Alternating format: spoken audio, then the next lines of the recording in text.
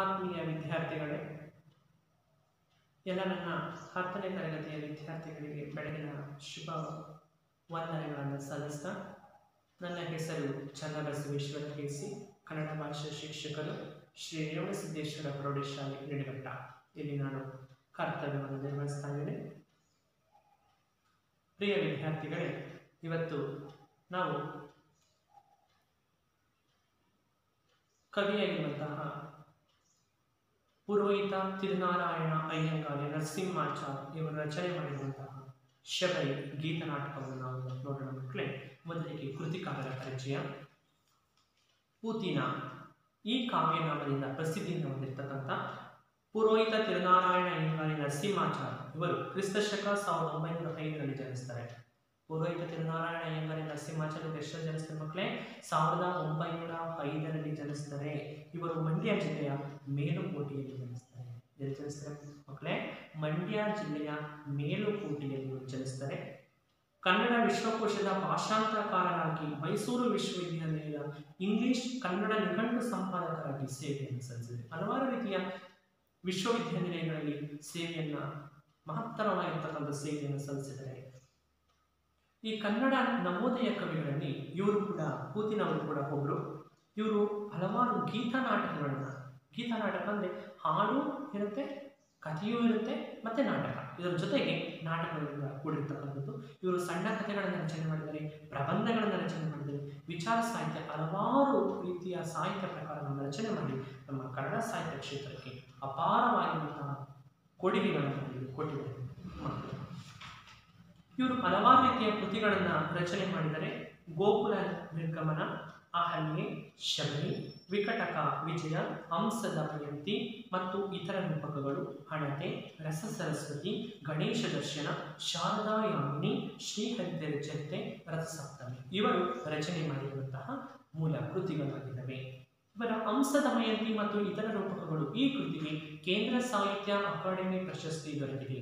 ಹಂಸದಮಯಂತಿ ಮತ್ತು ಇತರ ರೂಪಕಗಳು ಈ ಕೃತಿಗೆ ಕೇಂದ್ರ ಸಾಹಿತ್ಯ ಅಕಾಡೆಮಿ ಪ್ರಶಸ್ತಿ ಕೂಡ ದೊರಕಿದೆ. ಶ್ರೀಹರಿಚರಿತೆ ಕಾವ್ಯಕ್ಕೆ ಪ್ರಶಸ್ತಿ ಕೂಡ ದೊರಕಿದೆ. ಇವರಿಗೆ ಮೈಸೂರು ವಿಶ್ವವಿದ್ಯಾನಿಲಯ ಗೌರವ ಡೀನ್ ಪದವಿಯನ್ನು ಕೂಡ ನೀಡಿ ಗೌರವವನ್ನು ಸಲ್ಲಿಸಿದೆ. ಚಿಕ್ಕಮಗಳೂರಿನಲ್ಲಿ, ನಮ್ಮ ಜಿಲ್ಲೆಯಾಗಿರುವಂತಹ ಚಿಕ್ಕಮಗಳೂರಿನಲ್ಲಿ 1981ರಲ್ಲಿ ನಡೆದಿರ್ತಕ್ಕಂಥ ಅಖಿಲ ಭಾರತ ಕನ್ನಡ ಸಾಹಿತ್ಯ ಸಮ್ಮೇಳನದ ಅಧ್ಯಕ್ಷತೆಯನ್ನ ಯಾರು ವಹಿಸಿದ್ರು ಮಕ್ಕಳೇ? ಪೂತಿ ನರಸಿಂಹಾಚಾರ್ಯರು ವಹಿಸಿದ್ದು. ಈಗ ಈ ಪಾಠದ ಮೌಲ್ಯ, ಆಶಯ ಅಂತಕ್ಕಂಥದ್ದು ಏನಿರುತ್ತೆ ಅಂದ್ರೆ, ಶಬರಿ ಗೀತನಾಟಕ. ಈ ಶಬರಿ ಅಂತಕ್ಕಂಥದ್ದು ಗೀತನಾಟಕ ಅಂದ್ರೆ ಹಾಡಿನ ನಾಟಕ. ಇದು ರಾಮಾಯಣ ಮಹಾಕಾವ್ಯವನ್ನು ಆಧರಿಸಿದೆ. ಇದು ಯಾರ ಕಾವ್ಯವನ್ನು ಆಧರಿಸಿದೆ? ರಾಮಾಯಣ ಅಂದರೆ ರಾಮಾಯಣವನ್ನು ಆಧರಿಸಿರ್ತಕ್ಕಂಥ ಕಾವ್ಯ. ತನ್ನ ಆರಾಧ್ಯ ಪುರುಷನ ದರ್ಶನದಿಂದ ಕೃತಾರ್ಥಳಾಗುವೆನೆಂಬ ಭಾವದಿಂದ, ನನ್ನ ಆರಾಧ್ಯ ದೈವ ಆಗಿರ್ತಕ್ಕಂಥ ಶ್ರೀರಾಮಚಂದ್ರನ ದರ್ಶನದಿಂದ ನಾನು ಕೃತಾರ್ಥಳಾಗ್ತೀನಿ ಅಂತ ಮಹಾಭಾವನೆಯನ್ನು ಇಟ್ಕೊಂಡಿರ್ತಕ್ಕಂಥ ಶಬರಿಯ ಕಥೆ ಇದು. ಶಬರಿ ಶ್ರೀರಾಮನಿಗಾಗಿ ಹಂಬಲಿಸಿ ಕಾತರಿಸುತ್ತಾಳೆ. ಅಂದರೆ ಶಬರಿ ಶ್ರೀರಾಮಚಂದ್ರನಿಗೋಸ್ಕರ ಹಂಬಲಿಸಿ ಕಾತರಿಸುತ್ತಾಳೆ. ಶ್ರೀರಾಮ ದರ್ಶನ ಆಕೆಗೆ ಧನ್ಯತೆಯನ್ನು ತಂದುಕೊಡುತ್ತೆ. ಶ್ರೀರಾಮಚಂದ್ರನ ದರ್ಶನ ಶಬರಿಗೆ ಧನ್ಯತೆ ಅಂದರೆ ಮೋಕ್ಷವನ್ನು ತಂದುಕೊಡ್ತಕ್ಕಂಥದ್ದು. ರಾಮ ಲಕ್ಷ್ಮಣರನ್ನು ಆದರ ಆತಿಥ್ಯದಿಂದ ಸತ್ಕರಿಸಿ ಗೌರವಿಸಿ ಶಬರಿ ತನ್ನ ಬಾಳಿನ ಹಂಬಲ ತೀರಿದ ನಂತರ ಬಾಳು ಅರ್ಥವೀನವೆಂದು ಭಾವಿಸಿ ಮುಕ್ತಿಗಾಗಿ ಪ್ರಯತ್ನಿಸುವ ಸಂವೇದನೆಗೆ ಒಳಗಾಗುತ್ತದೆ. ಅಂದರೆ ಶಬರಿ, ನಿನ್ನನ್ನು ನೋಡಿದ ಬಳಿಕ ನನಗೆ ಯಾವುದೇ ರೀತಿಯ ಆಸೆ ಆಕಾಂಕ್ಷೆಗಳು ಅಂತಕ್ಕಂಥದ್ದು ಇಲ್ಲ, ನನಗೆ ಮುಕ್ತಿಯನ್ನು ಕೊಡುವಂತ ಶ್ರೀರಾಮಚಂದ್ರನನ್ನ ಶಬರಿ ಬೇಡ್ತಾ ಹೋಗ್ತಾಳೆ. ಶಬರಿಯ ಮುಗ್ಧತೆ, ಶಬರಿಯ ಮನಸ್ಸು ಅಂತಕ್ಕಂಥದ್ದು ಎಷ್ಟು ಮುಗ್ಧವಾಗಿದೆ. ಶ್ರೀರಾಮನ ಸರಳ ಸಜ್ಜನಿಕೆ. ಶ್ರೀರಾಮ ಶಬರಿಯ ಜೊತೆ ಯಾವ ರೀತಿಯ ಮನೋಹರವಾದ ಮಾತುಗಳನ್ನು ಆಡ್ತಾನೆ, ಹಿತಮಿತ, ಅವರಲ್ಲಿ ಯಾವ ರೀತಿಯ ಹಿತ ಮತ್ತು ಮಿತ ಕಾರ್ಯಗಳಿರ್ತವೆ, ಮೃದುವಚನ, ಲಕ್ಷ್ಮಣನ ವಿನಯದ ಸಹಚರತೆ ಈ ಪಾಠದಲ್ಲಿ ಮನೋಜ್ಞವಾಗಿ ಮಾಡಿದೆ ಅಂತಂದರೆ ಮೂಡಿರ್ತಕ್ಕಂಥ ಯಾವ ರೀತಿಯಾಗಿರ್ತಕ್ಕಂಥ ಮಾತು ಹಸ್ತಕೌಶಲ್ಯಗಳಿಂದ ಯಾವ ರೀತಿಯಾಗಿರ್ತಕ್ಕಂಥ ಮಾತುಗಾರಿಕೆಗಳು ಹೊರಡ್ತವೆ ಅನ್ನೋದ್ರ ಬಗ್ಗೆ ಈ ಶಬರಿ ಅಂತಕ್ಕಂಥ ಗೀತನಾಟಕ ಪಾಠ ನಮಗೆ ತಿಳಿಸ್ಕೊಡುತ್ತೆ. ಪೂತಿನ ಅಂದರೆ ಪುರೋಹಿತ ತಿರುನಾರಾಯಣ ಅಯ್ಯಂಗಾರಿ ನರಸಿಂಹಾಚಾರ್ಯ ವಿರಚಿತ ಇವರು ರಚನೆ ಮಾಡಿರುವಂತಹ ಶಬರಿ ಗೀತ ನಾಟಕವನ್ನು ಶ್ರೀರಂಗ ಮತ್ತು ನಾಯ್ಡು ಕಸ್ತೂರಿ ಸಂಪಾದಿಸಿರುವ ಏಕಾಂಕ ನಾಟಕಗಳು ಕೃತಿಯಿಂದ ಆಯ್ಕೆ ಮಾಡಿ ಮಾಡಿದರೆ ಅಂದರೆ ಪಠ್ಯ ಪುಸ್ತಕದಲ್ಲಿ ಕೊಟ್ಟಿರ್ತಕ್ಕಂಥದ್ದು. ಈಗ ನಾವು ಪೂರ್ವ ಕಥೆಯನ್ನು ನೋಡುತ್ತಾ ಹೋಗೋಣ ಮಕ್ಕಳೇ. ಎಲ್ಲರೂ ಕೂಡ ಪಠ್ಯಪುಸ್ತಕವನ್ನು ತೆರೆದು ಪೂರ್ವ ಕಥೆಯನ್ನು ಗಮನಿಸಿ. ರಾಮಾಯಣ ಮಹಾಕಾವ್ಯವು ಭಾರತೀಯ ಪವಿತ್ರ ಗ್ರಂಥಗಳಲ್ಲಿರುವುದು. ನೋಡಿ, ನಮ್ಮ ಭಾರತೀಯ ಪರಂಪರೆಯಲ್ಲಿ 3 ಮಹಾಕಾವ್ಯಗಳು ಪ್ರಸಿದ್ಧಿಯನ್ನು ಹೊಂದಿದೆ. ರಾಮಾಯಣ, ಮಹಾಭಾರತ ಮತ್ತು ಭಗವದ್ಗೀತೆ. ಈ 3 ಮಹಾಕಾವ್ಯಗಳು ತುಂಬ ಪ್ರಸಿದ್ಧಿಯನ್ನು ಹೊಂದಿದ್ದಾವೆ. ಶ್ರೀರಾಮನ ಗುಣಸ್ವಭಾವಗಳ ಸೆಳೆತಕ್ಕೆ ಅವನನ್ನು ಸಿಕ್ಕಿ ಅವನನ್ನು ಕಾಣುವುದೇ ಜೀವನದ ಏಕೈಕ ಗುರಿ ಎಂದು ಭಾವಿಸಿದ್ದ ಅಸಂಖ್ಯಾತ ಭಕ್ತರಲ್ಲಿ ಶಬರಿಯು ಕೂಡ ಒಂದು. ನೋಡಿ, ಶ್ರೀರಾಮನ ಗುಣಗಳು, ಅವನ ಸಜ್ಜನಿಕೆ ಮಾತುಗಳು ಇವೆಲ್ಲವನ್ನು ಇಟ್ಕೊಂಡಿರ್ತಕ್ಕಂಥ ಶ್ರೀರಾಮಚಂದ್ರನ ಭಕ್ತರು ಏನು ಮಾಡಬೇಕು ಅಂತಿದ್ರು? ಅವನ ದರ್ಶನದಿಂದ ಕೃತಾರ್ಥತೆಯನ್ನು ಹೊಂದಬೇಕು, ಮೋಕ್ಷವನ್ನು ಹೊಂದಬೇಕು ಅಂತಕ್ಕಂಥ ಅಸಂಖ್ಯಾತ ಭಕ್ತರಲ್ಲಿ ಈ ಶಬರಿಯು ಕೂಡ ಒಬ್ಬಳಾಗಿತ್ತು. ಹೀಗೆ ಮತಂಗ ಋಷಿಗಳ ಆಶ್ರಮದಲ್ಲಿದ್ದರು. ಶಬರಿ ಯಾರ ಆಶ್ರಮದಲ್ಲಿ ಜೀವನವನ್ನು ಸಾಗಿಸ್ತಾ ಇದ್ರು? ಮಾತಂಗ ಋಷಿಗಳ ಆಶ್ರಮದಲ್ಲಿ ವಾಸವಾಗಿ ಜೀವನವನ್ನು ನಡೆಸ್ತಾ ಇದ್ರು. ಮತಂಗರು ದಿವ್ಯಲೋಕವನ್ನು ಸೇರಿದ ಬಳಿಕ, ದಿವ್ಯಲೋಕ ಅಂದರೆ ಅವರು ಮುಕ್ತಿಯನ್ನು ಹೊಂದಿದ ಬಳಿಕ, ಮರಣವನ್ನು ಹೊಂದಿದ ಬಳಿಕ ರಾಮ ಧ್ಯಾನದಲ್ಲಿ ತೊಡಗಿದ್ರು. ಶಬರಿ ಯಾರ ಧ್ಯಾನದಲ್ಲಿದ್ದೋ? ರಾಮನ ಧ್ಯಾನವನ್ನೇ ಮಾಡ್ತಾ ಇದ್ರು. ರಾಮನ ದರ್ಶನಕ್ಕಾಗಿ ಕಾದಿದ್ದು. ನಾನು ರಾಮನ ದರ್ಶನವನ್ನು ಮಾಡಬೇಕು ಅಂತಕ್ಕಂಥ ಆಸೆಯನ್ನು, ಹಂಬಲವನ್ನು ಇಟ್ಕೊಂಡಿದ್ದು. ಸೀತಾಪಹರಣದ ನಂತರ ಶೋಕತಪ್ತರಾದ ರಾಮ ಲಕ್ಷ್ಮಣರು, ಸೀತೆಯನ್ನ ಕಳ್ಕೊಂಡಿರ್ತಕ್ಕಂಥ ರಾಮ ಲಕ್ಷ್ಮಣರು ಶೋಕತಪ್ತರು ಅಂದರೆ ದುಃಖ ತಪ್ತರು. ಶೋಕತಪ್ತರು ಅಂದರೆ ದುಃಖ ತಪ್ತರು.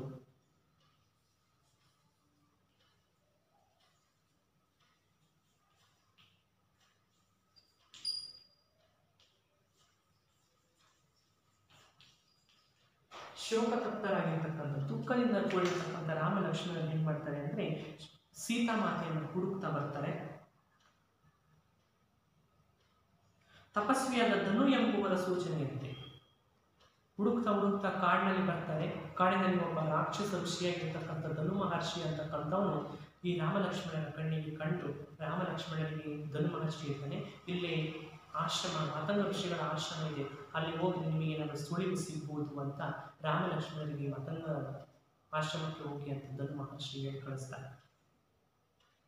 ಅವರ ಸೂಚನೆಯಂತೆ ಮತಂಗ ಋಷಿಗಳ ಆಶ್ರಮವನ್ನು ಪ್ರವೇಶವನ್ನು ಮಾಡ್ತಾರೆ. ಯಾರು? ರಾಮಲಕ್ಷ್ಮಣ. ಯಾರ ಇದ್ದಂಗೆ? ಧನು ಮಹರ್ಷಿ ಇದ್ದಂಗೆ.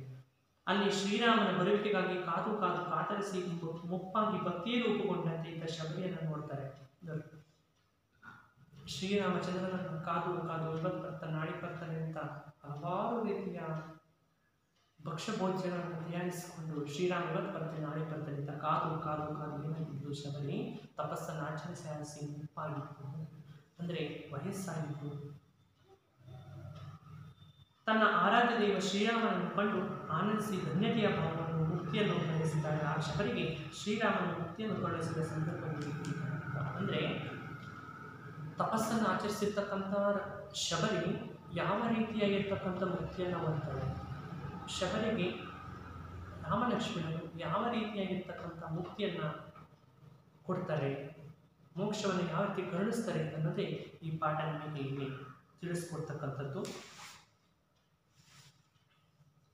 ಗದ್ಯಭಾಗ 2 ಶಬರಿ ಪೂತಿ ನರಸಿಂಹಾಚಾರ್ಯ ಪ್ರವೇಶ. ಕಾವ್ಯಗಳಲ್ಲಿ ನಾಟಕ ಮನೋಹರವಾದದ್ದು. ನೋಡಿ, ನಮ್ಮ ಕನ್ನಡ ಸಾಹಿತ್ಯ ಕ್ಷೇತ್ರದಲ್ಲಿ ಕಾವ್ಯಗಳು ತುಂಬ ಪ್ರಸಿದ್ಧಿಯನ್ನು ಹೊಂದಿದ್ದಾರೆ. ಅದರಲ್ಲಿ ಈ ನಾಟಕಗಳು ಕೂಡ ಬಂತು.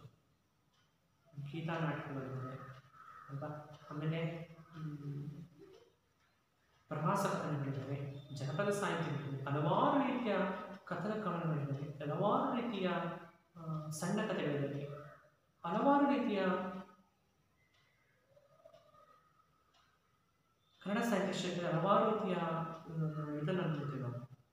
ಕನ್ನಡ ಸಾಹಿತ್ಯ ಕ್ಷೇತ್ರದಲ್ಲಿ ಹಲವಾರು ರೀತಿಯ ದೃಶ್ಯ ಸಂಭಾಷಣೆಗಳನ್ನು ನೋಡ್ತೀವಿ. ಅದರಲ್ಲಿ ಈ ನಾಟಕಗಳು ಕೂಡ ಒಂದು. ದೃಶ್ಯ ಸಂಭಾಷಣೆ ಸಂಗೀತದಿಂದ ಪ್ರೇಕ್ಷಕರ ಸಹೃದಯರಿಗೆ ಆನಂದವನ್ನು ನೀಡುತ್ತವೆ. ಈ ನಾಟಕಗಳು ದೃಶ್ಯ ನೋಡ್ತವೆ, ತೋರಿಸ್ತವೆ, ಮತ್ತು ನಾಟಕಗಳನ್ನು ತೋರಿಸ್ತವೆ, ಮತ್ತು ಅವರು ಮಾತಾಡ್ತಕ್ಕಂಥ ಮಾತುಗಳನ್ನು ತೋರಿಸ್ತವೆ, ಮತ್ತು ಸಂಗೀತವನ್ನು ಕೂಡ ತೋರಿಸ್ತವೆ. ಹಲವಾರು ರೀತಿಯ ತುಂಬ ವಿಚಿತ್ರವಾಗಿರ್ತಕ್ಕಂಥ ಮನೋಹರವಾಗಿರ್ತಕ್ಕಂಥ ಇಲ್ಲಿ ನಾಟಕದಲ್ಲಿ ಇಷ್ಟು ವಾತ್ಸಲ್ಯಗಳು, ಮೃದು ಸಂಗೀತಗಳು ಕಂಡುಬರ್ತವೆ. ಇವು ನೋಡ್ತಕ್ಕಂಥ ಜನರಿಗೆ, ಪ್ರೇಕ್ಷಕರಿಗೆ ತುಂಬ ಆನಂದವನ್ನು ಉಂಟು ಮಾಡ್ತಕ್ಕಂಥ ಕೆಲಸವನ್ನು ಈ ನಾಟಕಗಳು ಮಾಡ್ತವೆ. ಅದರಲ್ಲಿ ಈ ಗೀತಾ ನಾಟಕವು ಕೂಡ ಒಂದಾಗಿದೆ. ಗದ್ಯ ಪದ್ಯಗಳಿಂದ ಕೂಡಿದ ಇದರಲ್ಲಿ ಗೀತೆಗಳಿಗೆ ಹೆಚ್ಚು ಪ್ರಾಧಾನ್ಯ. ಈ ನಾಟಕ ಗೀತಾ ನಾಟಕ ಅಂದರೆ ಗದ್ಯ ಮತ್ತು ಪದ್ಯಗಳಿಂದ ಕೂಡಿರ್ತಕ್ಕಂಥ ನಾಟಕ. ಇದರಲ್ಲಿ ಪದ್ಯಗಳಿಗೆ ಹೆಚ್ಚು ಪ್ರಾಧಾನ್ಯತೆ, ಪ್ರಾಶಸ್ತ್ಯ ಅಂತಕ್ಕಂಥದ್ದಿದೆ. ಘಟನೆಗಳಿಗೆ ಪೂರಕವಾಗುವ ಮೇಳದವರ ಭಾಗವಹಿಸುವಿಕೆ ಈ ನಾಟಕದ ಸೊಗಸನ್ನು ಹೆಚ್ಚಿಸುತ್ತೆ. ಅಂದರೆ ಅವರು ಯಾವ ರೀತಿ ಸಂಗೀತ ನುಡಿಸ್ತಾರೆ, ನಾಟಕ ಆಡೋದು ಮೇಲಲ್ಲ, ಆ ನಾಟಕ ಆಡುವುದಕ್ಕಿಂತ ಮೊದಲು ಅವರ ನಾಟಕಕ್ಕೆ ತಕ್ಕಂತೆ ಯಾವ ರೀತಿ ಸಂಗೀತವನ್ನು ನುಡಿಸ್ತಾರೆ, ವಾದ್ಯವನ್ನು ನುಡಿಸ್ತಾರೆ, ಅದರಲ್ಲಿ ಹೆಚ್ಚು ಪ್ರಾಧಾನ್ಯತೆಯನ್ನು ಹೊಂದಿರುತ್ತೆ. ರಾಮಾಯಣ, ಮಹಾಭಾರತ ಪ್ರಸಿದ್ಧ ಮಹಾಕಾವ್ಯಗಳು. ರಾಮಾಯಣ ಆಗಿರ್ಬೋದು, ಮಹಾಭಾರತ ಆಗಿರ್ಬೋದು, ಭಗವದ್ಗೀತೆ ಆಗಿರ್ಬೋದು, ಇವು ಪ್ರಸಿದ್ಧಿಯನ್ನು ಹೊಂದಿರತಕ್ಕಂಥ ಮಹಾಕಾವ್ಯಗಳು. ಅವುಗಳಿಂದ ಪ್ರೇರಿತವಾದ ಹಲವು ಕೃತಿಗಳು ರಚನೆಯಾಗಿವೆ. ಅವುಗಳಿಂದಲೇ ಈ ಹಲವಾರು ಕವಿಗಳು ತಮ್ಮ ಕೃತಿಗಳನ್ನು ತಮ್ಮ ಮನಸ್ಸಿಗೆ ಬಂದಂತೆ ತಮ್ಮ ಕೃತಿಗಳನ್ನು ರಚನೆಯನ್ನು ಮಾಡಿದ್ದಾರೆ. ಅವುಗಳಲ್ಲಿ ಗೀತಾ ನಾಟಕಗಳು ಜನಪ್ರಿಯತೆಯನ್ನು ಹೊಂದಿವೆ. ಅದರಲ್ಲಿ ಗೀತಾ ನಾಟಕಗಳು ಅಂತಕ್ಕಂಥದ್ದು ತುಂಬ ಜನಪ್ರಿಯತೆಯನ್ನು ಹೊಂದಿದೆ. ಸಾಹಿತ್ಯ, ಸಂಗೀತ, ನೃತ್ಯ ಕಲೆಗಳ ಸಂಗಮವಾದ ಗೀತಾ ನಾಟಕ ಸಂಭಾಷಣೆಯುಕ್ತವಾದದ್ದು. ನೋಡಿ, ಗೀತಾ ನಾಟಕದಲ್ಲಿ ಸಾಹಿತ್ಯ ಇದೆ, ಸಂಗೀತ ಇದೆ, ನೃತ್ಯ ಇದೆ, ಹಲವಾರು ರೀತಿಯ ಉಡುಪು ಕಲೆಗಳು ಕೂಡ ಇಲ್ಲಿ ಕಾಣ್ತಕ್ಕಂಥದ್ದು.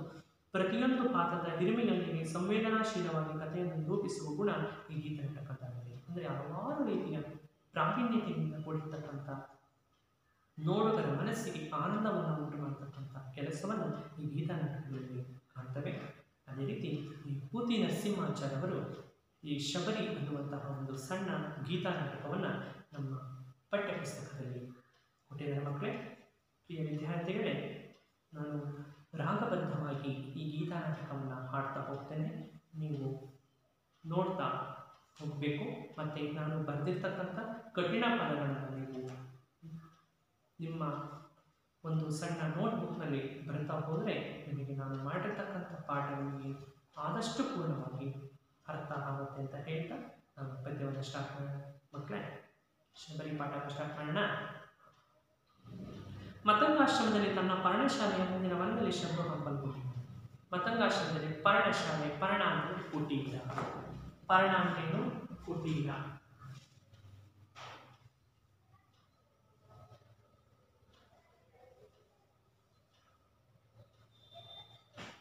ಹಂಬಲುಗೊಂಡಿದ್ದಾಳೆ. ಹಂಬಲು ಅಂತ ಬಯಕೆ. ಹಂಬಲು ಅಂದ್ರೇನು? ಬಯಕೆ.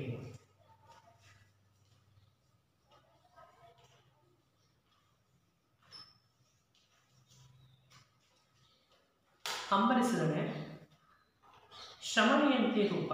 ಶ್ರಮಣಿ ಅಂದರೆ ತಪಸ್ವಿನಿ. ಶ್ರಮಣಿ ಅಂದರೆ ತಪಸ್ವಿನಿ.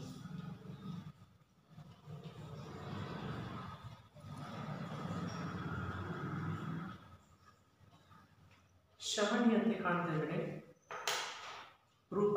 ವೃದ್ಧೆ ಚೀರ ಕೃಷ್ಣಾಜಿನಾಂಬರೆ ಅಂದರೆ ನಾರುಮಡಿ ಉಳ್ಳವಳು. ಅಂದರೆ ನಾರುಮಡಿ ಅಂತಂದರೆ ಅವಳ ತಲೆಗೂದಲೆಲ್ಲ ಏನಾಗಿದೆ? ಸುಕ್ಕುಗಟ್ಟಿದೆ. ನೋಡುವುದಕ್ಕೆ ಬುದ್ಧಿಹೀನರಂತೆ ಕಾಣ್ತಾಳೆ. ಯಾರು? ಮತಂಗಾಶ್ರಮದಲ್ಲಿ ವಾಸವಿರ್ತಕ್ಕಂಥ ಶಬರಿ ನೋಡುವುದಕ್ಕೆ ಬುದ್ಧಿಹೀನರಂತೆ ಕಾಣ್ತಾಳೆ. ಶಬರಿ ಹೇಳ್ತಾಳೆ, ನಿಂತಲ್ಲಿ ನಾ ನಿಂತಿರುವೆ ರಾಮ ನೀನೈ ತಂತಿರುವೆ, ನೀನಿಹುದೆಲ್ಲೋ ನಾನಡಿಗೆ ನಿನ್ನಡಿಗೈದುವ ಬಳಿಯರಿ, ನೀ ಬಳಿಗೆನ್ನುವ ನೆಚ್ಚಿನೊಳು ನಾನೇ ಬಯಕೆಯ ಹುಚ್ಚಿನೊಳು, ನಿಂತಲ್ಲಿಯೇ ನಾ ನಿಂತಿರುವೆ. ಶಬರಿ ಬನದೊಳಕ್ಕೆ ಹೋಗಲು ರಾಮಲಕ್ಷ್ಮಣ ಪ್ರವೇಶಿಸ್ತಾನೆ. ಅದೇ ಶಬರಿ ಹೇಳ್ತಾ ಹೋಗ್ತಾಳೆ, ನಿಂತಲ್ಲಿಯೇ ನಾನು ನಿಂತಿರುವೆ.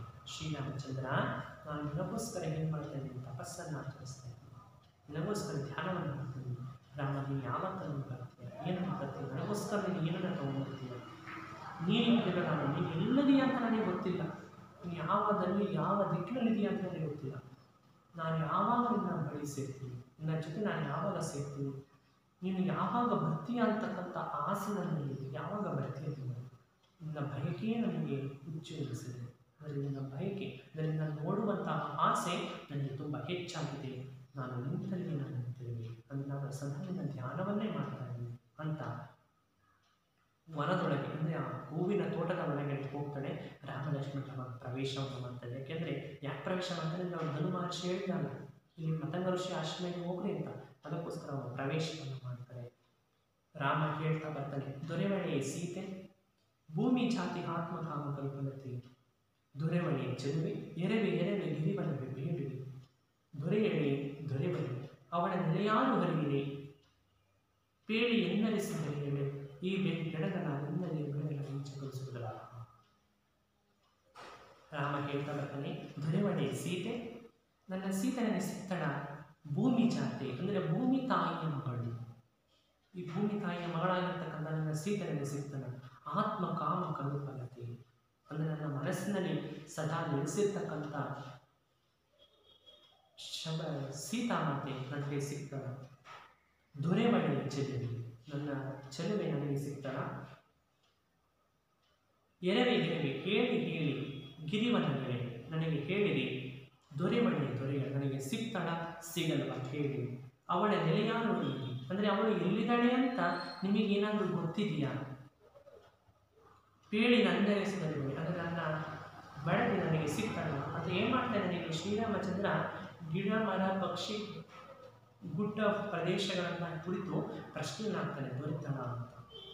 ಈ ಬೇರೆ ಗಿಡದಲ್ಲ ನನ್ನದೇ ಬಿಡದ ಜಗವಿಸುವುದಲ್ಲ ಅಂದರೆ ನನಗೆ ಈ ನನ್ನ ಮನಸ್ಸು ಶಬರಿ ಕಾಣೆಯಾಗಿರೋದು ನನಗೆ ಬೂದಿ ಮುಗಿಸಿದ ಕೆಂಡದಂತಿದೆ, ನನಗೆ ಯಾವಾಗ ಸಿಗ್ತಾನೆ ಅಂತ ಇಲ್ಲಿ ಹಂಬಲು ಹೊಂದುತ್ತಾನೆ. ಲಕ್ಷ್ಮಣ ಹೇಳ್ತಾನೆ, ತಾಳಿಕೋ ಹಣ್ಣ ತಾಳಿಕೋ ಸೂರ್ಯನೇ ತೇಜಗಡೆ ತೇಜಕಡೆ ಯಾರು. ಲಕ್ಷ್ಮಣ ಹೇಳ್ತಾನೆ, ಅಣ್ಣಗೆ ಸಮಾಧಾನವನ್ನು ಮಾಡ್ತಾನೆ. ಸೂರ್ಯನೇ ತೇಜಗಡೆ ಅಂದರೆ ಸೂರ್ಯನೇ ತನ್ನ ತೇಜಸ್ಸನ್ನು ಕಳ್ಕೊಂಡ್ರೆ ಇಡೀ ಜಗತ್ತಿಗೆ ಬೆಳಕನ್ನು ನೀಡ್ತಕ್ಕಂಥದ್ದು ಯಾರು? ರಾಮನೇ ಧೈರ್ಯಗಡೆ ಸ್ಥೈರ್ಯಗಡೆ ಯಾರು? ನಮಗೆಲ್ಲರಿಗೂ ನಮ್ಮ ಇಡೀ ಜಗತ್ತಿಗೆ ಧೈರ್ಯವನ್ನು ತುಂಬುವಂತಹ ಶ್ರೀರಾಮಚಂದ್ರನೇ ತನ್ನ ಧೈರ್ಯವನ್ನು ಕಳ್ಕೊಂಡ್ರೆ ನಮ್ಮೆಲ್ಲರಿಗೂ ಧೈರ್ಯವನ್ನು ಹೇಳ್ತಕ್ಕಂಥವ್ರು ಯಾರು? ರಾಮ ಹೇಳ್ತಾನೆ, ಸ್ಥೈರ್ಯ ಆಯಿತು. ಅವಳ ನೆನಪಿನ ಸೆಳೆತಕ್ಕೆ ಆತ್ಮ ಸೆಲ್ಕೆ, ಅವಳ ನೆನಪು ನನಗೆ ಯಾವಾಗಲೂ ಸದಾಕಾಲ ಕಾಡ್ತಾ ಇದೆ.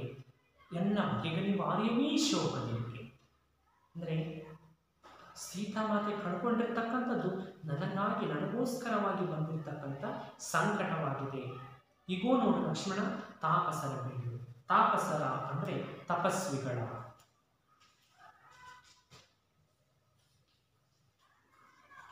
ತಾಪಸರ ಅಂದರೆ ತಪಸ್ವಿಗಳ.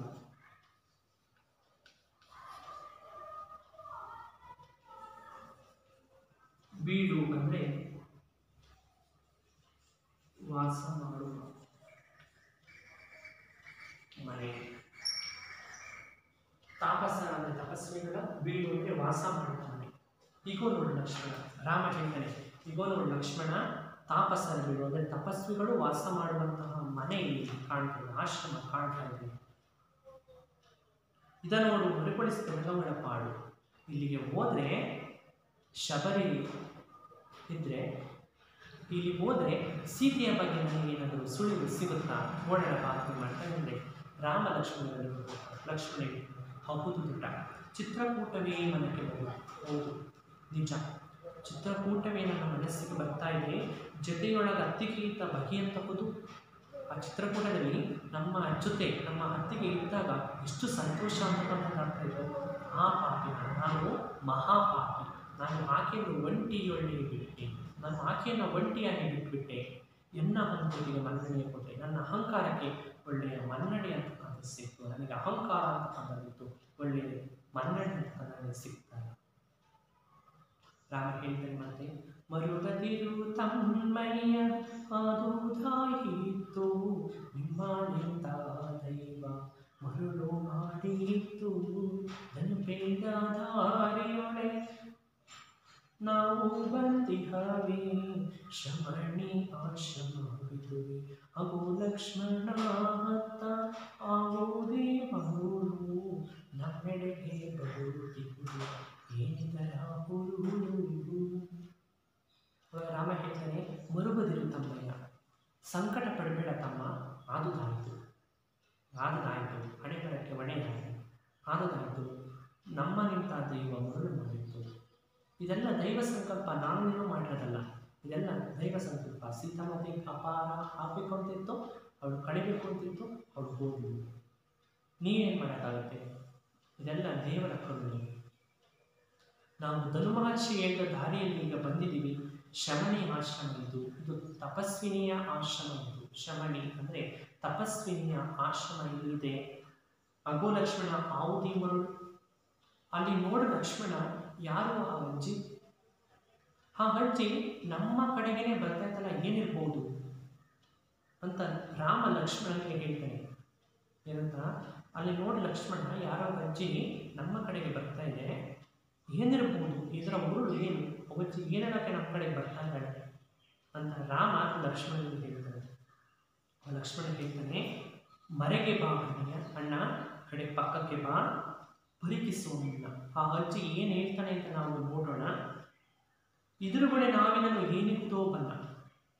ನಾವು ಆ ಅಜ್ಜಿಯ ಎದುರಿಗೆ ಹೋದರೆ ಅಜ್ಜಿ ಏನು ಹೇಳ್ತಾಳೆ ನೋಡೋಣ. ಮರೆಯೊಳಗಿರ್ತಾರೆ ಅವರು. ಆ ರಾಮ ಮತ್ತು ಲಕ್ಷ್ಮಣರು ಮರೆಯೊಳಗಿರ್ತಾರೆ.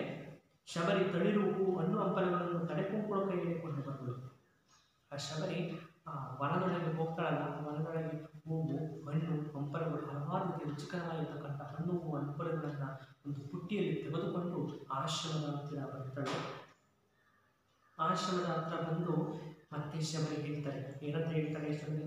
ರಾಮ ಬಾರದೆ ನನಗೆ ತೋರದೆ ಅವ ಸವಿತಲ್ಲದ ಸವಿಯಾಗದೆ ಕಡು ಸವಿ ಹಣ್ಣುಗಳ ನೀಗೆ ಮಧುಕರ ಗೀತದ ಮಧುಪೂರಿರುವೆ ಮಧುಪರ್ಕವನ ನಾಗಿವೆ ರಾಮ ಬಾರದೆ ನನಗೆ ಸೇರದೆ.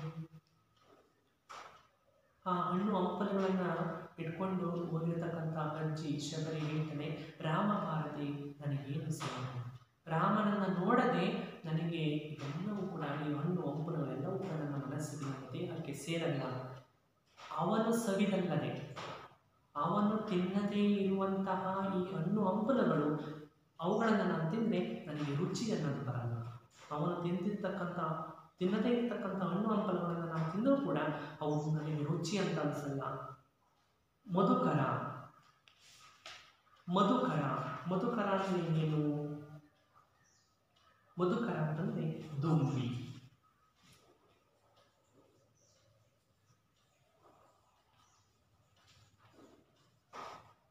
ಮಧುಕರ ಅಂದರೆ ದುಂಬಿ. ಮಧುಪರ್ಕ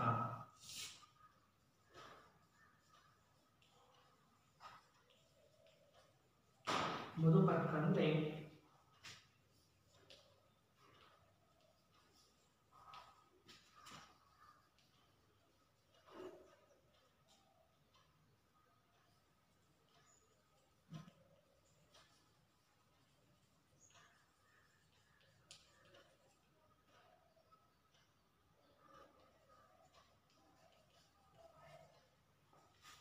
ಮಧುಪರ್ಕ ಅಂದರೆ ಅತಿಥಿಗಳಿಗೆ, ಬಂದಿರತಕ್ಕಂಥ ಅತಿಥಿಗಳಿಗೆ ನೀಡುವಂತಹ ತುಪ್ಪ, ಮೊಸರು, ಬೆಣ್ಣೆ, ಸಕ್ಕರೆ, ಜೇನುತುಪ್ಪ ಮುಂತಾದವುಗಳು ಮಧುಪರ್ಕ. ಮಧುಕರ ಅಂತಂದರೆ ದುಂಬಿ. ನೋಡ್ರಿ, ಇವೆಲ್ಲವನ್ನು ಕೂಡ ಏನು ಮಾಡಿದಳೆ? ಸಿದ್ಧಪಡಿಸಿಕೊಂಡು ಕೂದಿದಳೆ. ಆದರೆ ಇಂತಹ ರುಚಿಕರವಾಗಿರ್ತಕ್ಕಂಥ ಭಕ್ಷ್ಯ ಭೋಜ್ಯಗಳನ್ನು ತಿಂದರೂ ಕೂಡ ಶಬರಿಗೆ ಅವುಗಳು ರುಚಿಯಾಗಲ್ಲ. ಯಾಕೆ? ಅವನು ಸೇವಿಸಿದೆ. ಯಾರು? ಶ್ರೀರಾಮಚಂದ್ರ ತಿನ್ನದೇ ಇರುವಂತಹ ಇಂತಹ ಭಕ್ಷ್ಯ ಭೋಜ್ಯಗಳನ್ನು ನಾನು ತಿಂದರೂ ಕೂಡ ನನಗೆ ರುಚಿಯಾಗಲ್ಲ ಅಂತ ಹೇಳಿ ಶಬರಿ ಹೇಳ್ತಿದ್ದಾನೆ. ಮತ್ತೆ ಹೇಳ್ತಾಳೆ, ಬಾರಮ್ಮ ಬಾರಮ್ಮ ಬಾರೆ ಬಾಬಾ ಬಗೆಯುಳಿಯುವುದಿಲ್ಲವೇ ಹೂಕೋ ಕಣ್ಕಣಕ್ಕೋ ಹೂಗಳಕ್ಕೋ ಎಲ್ಲವಕ್ಕೋ ಎನ್ನುಳ ಮೊಳೆಗೆ ರಾಮ ಬಾರದೆ ನನಗೆ ಸೇರದೆ. ರಾಮ ಬಾ ರಾಮ ಬಾ ರಾಮ ಬಾರೆ. ರಾಮ ಬಾ ಬಾ ಬಾ, ಯಾವಾಗ ಬರ್ತೀನಿ? ಬಗೆ ಈರುಳಿನ ಪೆರೆ, ಇವತ್ತು ಸಂಜೆ ಆಗುವುದರೊಳಗಾಗಿ ನನಗೆ ದರ್ಶನವನ್ನು ಕೊಡು. ಬಗೆ ಇರುಳು ಅಂತಂದರೆ ಸಂಜೆ, ಕತ್ತಲಾಗುವುದರೊಳಗೆ, ಇರುಳು ಅಂದರೆ ಕತ್ತಲೆ ಆಗುವುದರೊಳಗಾಗಿ ನನಗೆ ದರ್ಶನವನ್ನು ಕೊಡು. ಕೋಕೋ, ನಾನು ತಂದಿರ್ತಕ್ಕಂಥ ಹಣ್ಣುಗಳನ್ನು ತೆಗೆದುಕೋ, ಹೂಗಳನ್ನು ತೆಗೆದುಕೋ, ಎಲ್ಲವನ್ನೂ ತೆಗೆದುಕೋ, ನನಗೆ ನೀನು ದರ್ಶನವನ್ನು ಕೊಡು. ನೀನು ಬರದೇ ಇದ್ದರೆ ನನಗೇನು ಸೇರಲ್ಲ, ನೀನು ನನಗೆ ದರ್ಶನವನ್ನು ಕೊಡದೇ ಇದ್ದರೆ ನನಗೆ ಏನೂ ಕೂಡ ಸೇರಲ್ಲ ಅಂತ ಏನು ಮಾಡ್ತಿದ್ದಾರೆ ಶಬರಿ ರಾಮನಿಗೋಸ್ಕರ ಹಂಬಲಿಸ್ತಾ ಇದ್ದಾರೆ. ಪರ್ಣಶಾಲೆಯೊಳಕ್ಕೆ ಹೋಗಲು ರಾಮಲಕ್ಷ್ಮಣರು ಕಾಣಿಸ್ಕೊಳ್ತಾರೆ. ಪರ್ಣಶಾಲೆಯೊಳಕ್ಕೆ ಅಂದರೆ ತನ್ನ ಆಶ್ರಮದ ಒಳಗಡೆ ಹೋಗ್ತಾಳೆ. ರಾಮಲಕ್ಷ್ಮಣರು ಪ್ರವೇಶವನ್ನು ಮಾಡ್ತಾರೆ. ರಾಮ ಎನಗೆನಿತು ಅಂಬಲಿ ಭೈ ಜಟಿಲ ಕಬರಿ, ಆ ಉದರಮುಖ ನಡೆದ ಶಮಣಿ ಶಬರಿ ಉಪಕಾರವೆನಿತಿಲ್ಲ ಹೀಗಿಗೆಯಿಂದ ಆದೊಡೆಯೂ ನೆನೆಯುತ್ತಿಗಳ ಅತ್ತಿದಿಂದ ನಾಚುತಿಗಿನಿ ಪೂಜ್ಯದಿಂದ. ರಾಮ ಹೇಳ್ತೀನಿ, ಎನಗೆನಿತು ಅಂಬಲಿ ಭೈ ಜಟಿಲ ಕಬರಿ. ಜಟಿಲ ಕಬರಿ ಅಂದರೆ ನಾರುಮಡಿ ಹುಣ್ಣಗಳು, ತಪಸ್ವಿನಿಯಾಗಿರ್ತಕ್ಕಂಥ ನಾರುಮಡಿ ಹುಣ್ಣಾಗಿರ್ತಕ್ಕಂಥ ಈ ಹಜ್ಜಿ ನನ್ನನ್ನು ಯಾಕೆ ಇಷ್ಟು ಹಂಬಲಿಸ್ತಾ ಇದ್ದಾಳೆ, ನನ್ನನ್ನು ಯಾಕೆ ನೆನೆಸ್ತಾ ಇದ್ದಾಳೆ? ಉದರ ಮುಖ ನುರಿದ ಶಮಣಿ ಶಬರಿ, ಉದರ ಮುಖ ನುರಿದ ಶ್ರಮಣಿ ಶಬರಿ ಅಂದರೆ ಈ ಶಬರಿ ಯಾಕೆ ನನ್ನನ್ನು ಇಷ್ಟು ಪ್ರೀತಿಯಿಂದ ಹಂಬಲಿಸ್ತಾ ಇದ್ದಾಳೆ? ನನ್ನಿಂದ ಯಾವುದೇ ರೀತಿಯ ಉಪಕಾರ ಅಂತಕ್ಕಂಥದ್ದಿಲ್ಲ.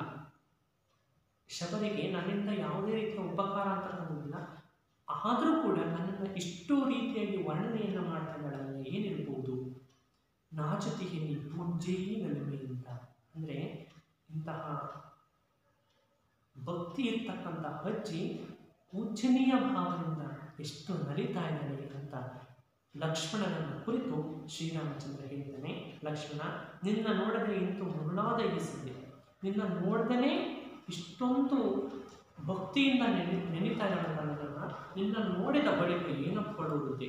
ಆ ಅಜ್ಜಿ ನಿನ್ನ ನೋಡಿದ ಮೇಲೆ ಏನೋ ಆಶ್ಚರ್ಯವನ್ನು ಪಡ್ತಾಳೆ. ಅದಕ್ಕೆ ರಾಮ ಹೇಳ್ತಾನೆ, ರೂಪಕ್ಕೂ ನಾವು ಮಿಗಿಲಾತ್ಮ ಸುರಭಿಯದು. ದೇವರನ್ನು ನೋಡುವುದಕ್ಕಿಂತ ಅವನ ನಾಮವನ್ನು ನುಡಿಯುವುದು ಮೇಲು. ಯಾವುದರಲ್ಲಿ? ಈ ಭೂಮಿಯಲ್ಲಿ. ಸುರಭಿ, ಸುರಭಿ ಅಂತಂದ್ರೆ ಭೂಮಿ.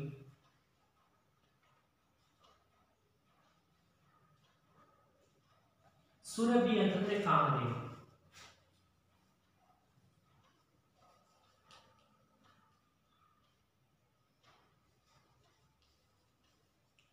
ಸುರಭಿ ಅಂತಂದ್ರೆ ಕಾಮನೆ ಅಂದರೆ ನಾಮವನ್ನು ನೋಡುವುದು ಕಾಮಧೇನುವನ್ನು ಪಡ್ಕೊಂಡಷ್ಟು ಅಂತ.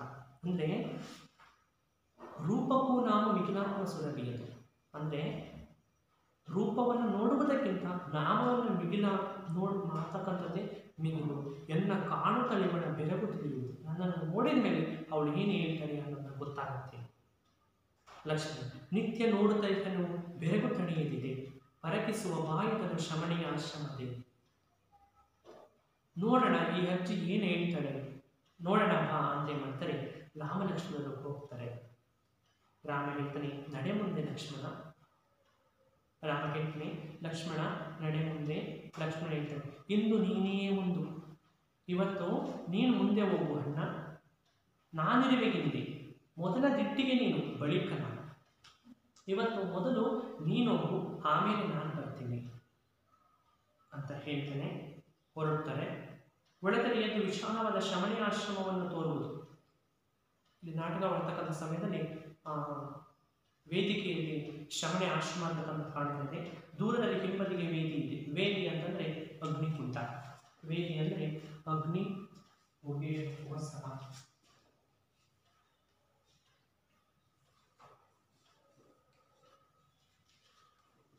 ವೇದಿ ಅಂದರೆ ಅಗ್ನಿಕುಂಡ. ಅಲ್ಲಿ ಹೊಗೆ ಆಡ್ತಾ ಇದೆ. ಸಿದ್ಧರು ಅಂದರೆ ತಪಸ್ವಿಗಳು. ಸಿದ್ಧರು ಅಂದರೆ ಯಾರು? ತಪಸ್ವಿಗಳು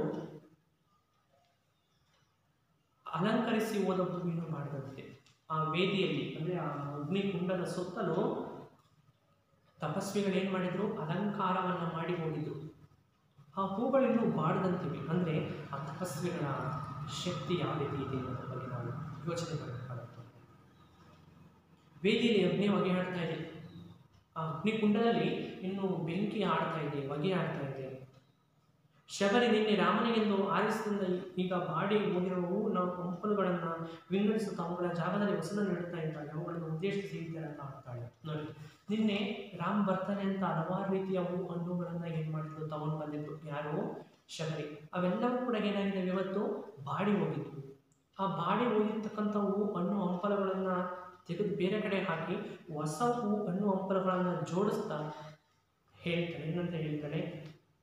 ನಿನ್ನಡಮೆ ಮೃದುತೇನು ಅವನ ಸ್ಪರ್ಶಕ್ಕೆ ತೆರೆದೆ ಬರಿಗಾಳಿ ಹಾರಿರುವ ನಿನ್ನ ಚೆಂದಿಳೆದೆ ತುಂಬಿ ಪಂಬಲ ಹೊಗಳ್ವಿ ಗಿಂಬಾದ ಕಂಪಿ ದವಾನ ಸುವನು ದೀಪಿ ಸದೆ ಸೊರಗೆ ಧನರೇ ಅವನ ಪ್ರಾಣ ಆಹುತಿಗೆ ಬರದೇವಿ ಹಣ ಕೆಟ್ಟು ಉಳುವೀಗ ಸದೆಯಾದ ಎಲೆವನ್ನ ಫಲವೇ ಮೀಸಾಲಾಗದೆ ಹಿಂದು ಮಾಸಾಲಾಗುವ ಇವನು ಮರ ಮರಳಿ ಹೊಸ ತವರು ದಡಿ ಕೈವ ಚಲವೇ. ಮಾಲೆಯನ್ನು ಕಟ್ತಾ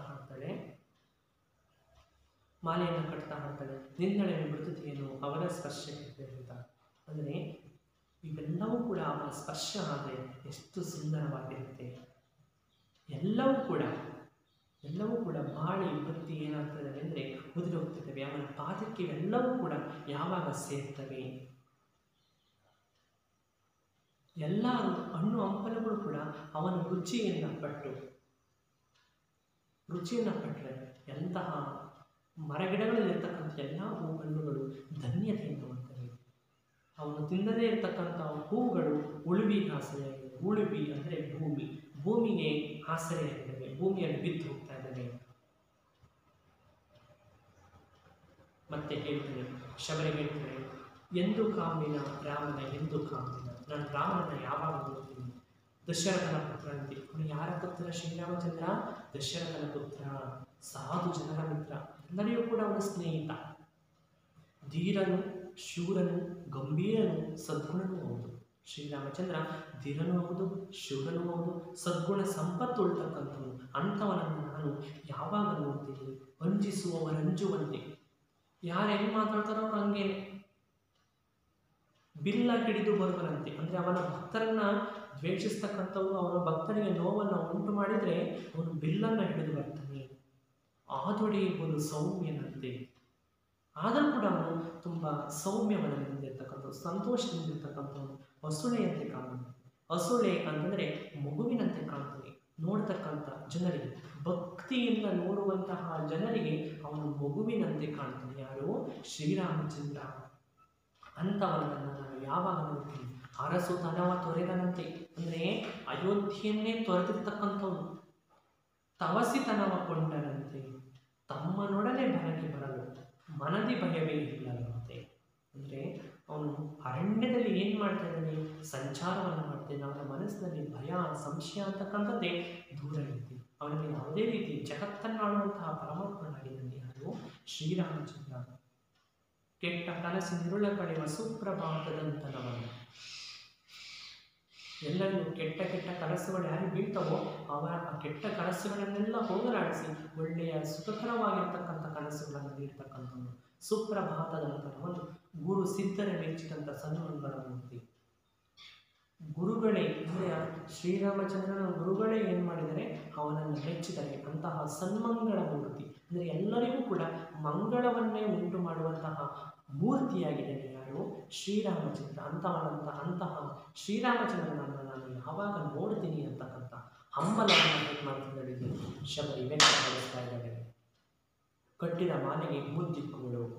ಕಟ್ಟಿದ ಮಾಲೆಗೆ ಮುದ್ದಿಕ್ಕಲಿಗೆ ಮುದ್ದನ್ನು ಹಿಕ್ಕಿ ರಾಮ ಆವಾಗ ಪ್ರವೇಶವನ್ನು ಮಾಡ್ತಾನೆ.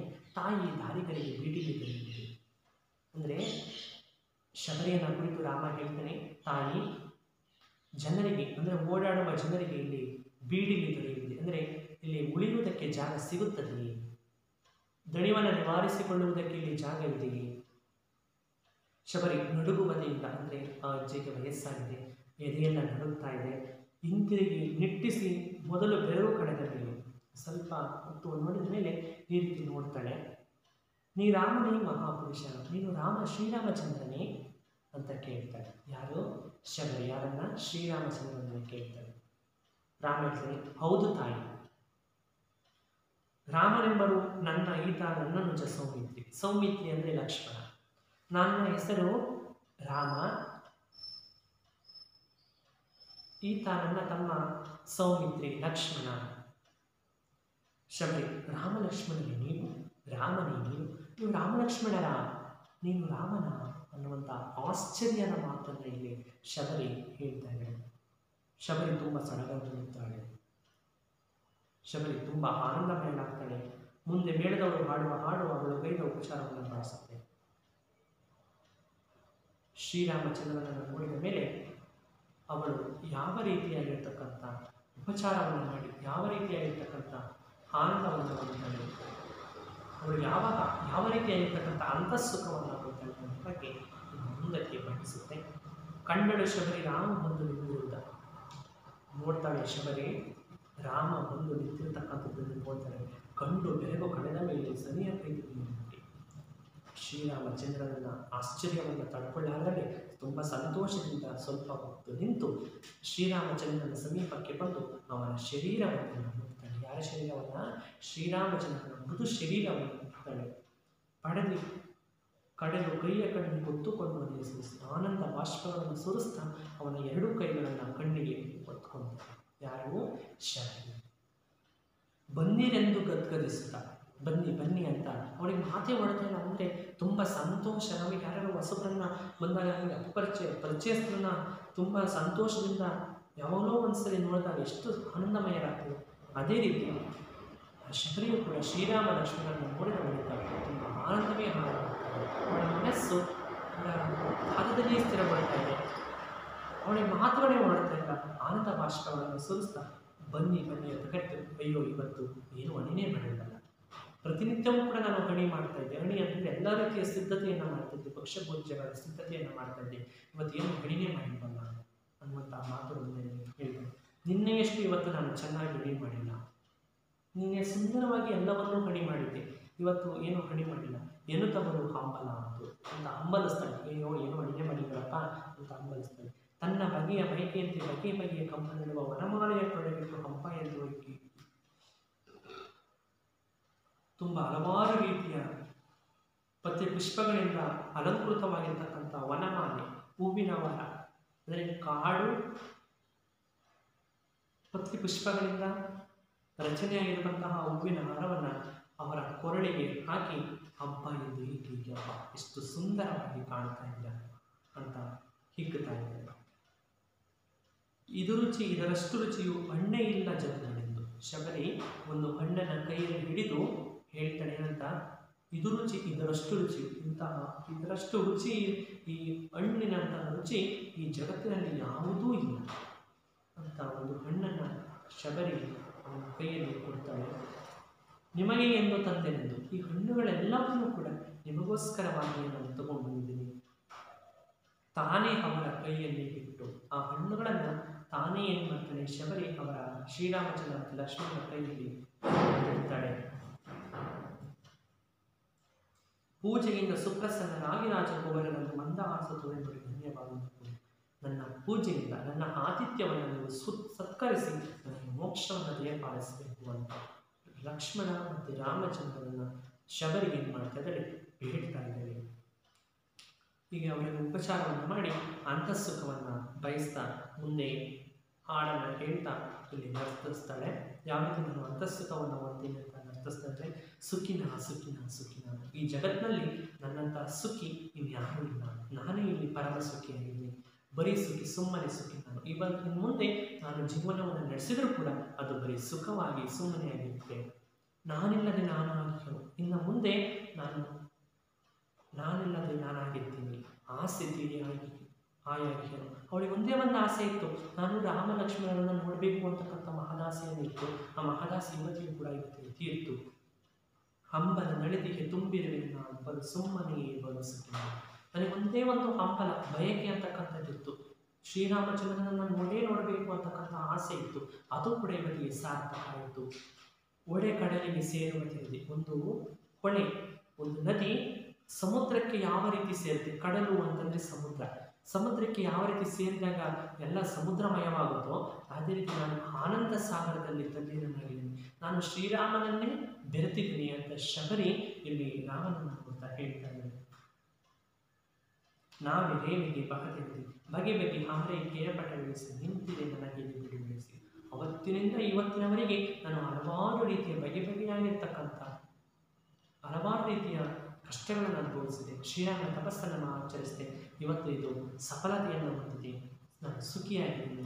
ನಿಮ್ಮ ನೋಡುತ್ತಾ ಸುಖಿ ನಾನು. ನಿಮ್ಮನ್ನು ನೋಡ್ತಾ ನೋಡ್ತಾ ನಾನು ಸುಖವಾಗಿದ್ದೀನಿ. ನಿಮ್ಮನೆ ನುಡಿಸುತ್ತಾ ಸುಖಿ ನಾನು. ನಿಮ್ಮ ನಾಮವನ್ನೇ ನಾನು ಸದಾ ಕಾಲ ನುಡಿಸ್ತಾ ನಾನು ಸುಖಿಯಾಗಿದ್ದೀನಿ.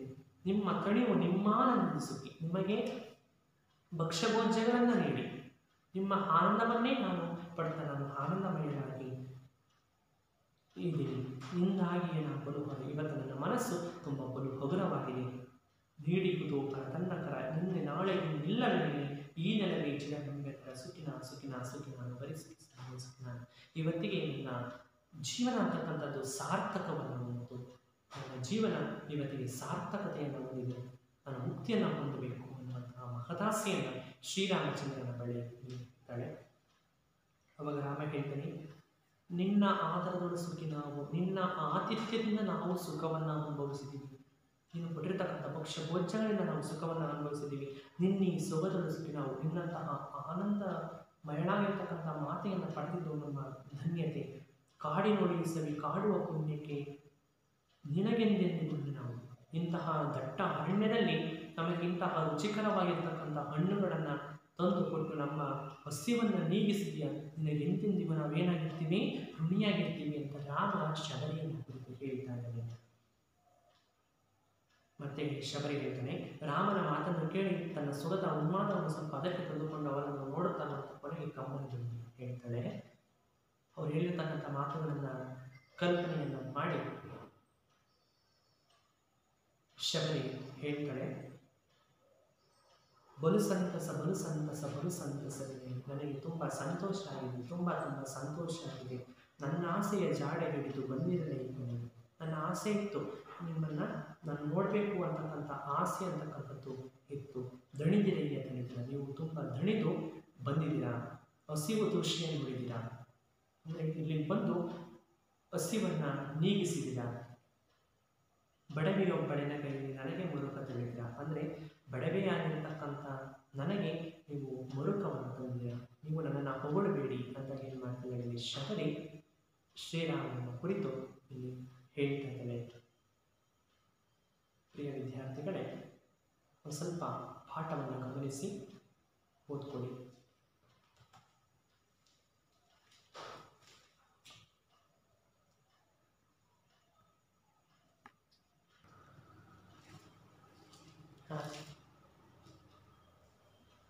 ಗೀತಾ ನಾಟಕವನ್ನು ನಾವು ಓದಿದ ಮಕ್ಕಳೇ, ಮತ್ತೆ ಹೇಳ್ತಾನೆ,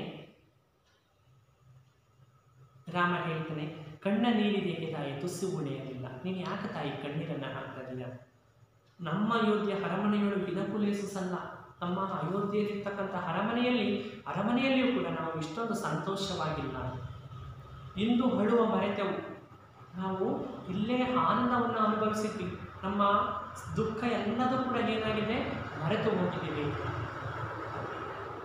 ಇಂತಿದಾರ ತೋರ್ಪ ನಿನ್ನ ನಬ್ಬೆಯಲ್ಲಿ ಕುಳಿತೀವಿ. ನೀನೇ ನನ್ನ ತಾಯಿ ಅಂತ ಏನು ಮಾಡಿದ್ರೆ ನಾವು ನಂಬಿದ್ವಿ. ಅಷ್ಟೊಂದು ಸೊಗಸಾಗಿ ಏನು ಮಾಡಿದಿರಾ, ನಮ್ಮ ಜೀವನವನ್ನು ಕಥಗೊಳಿಸಿದಿರ. ಅಷ್ಟೊಂದು ಸೊಗಸಾಗಿ ನಮ್ಮ ಜೀವನವನ್ನು ಸಂತೋಷವನ್ನು ಪಡಿಸಿದಿರ.